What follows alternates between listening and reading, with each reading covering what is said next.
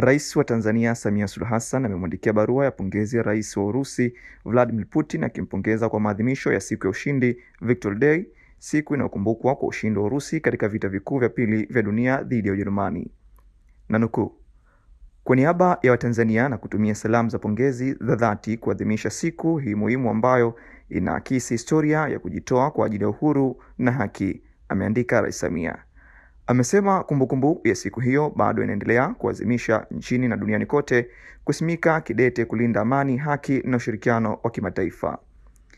Tanzania inathamini kwa dhati uhusiano wake mzuri na Urusi, uhusiano uliojengwa juu na kuheshimiana na mshikamano, ameongeza Rais Samia, huku akimtakia Putin na wananchi wake mafanikio na ustawi endelevu.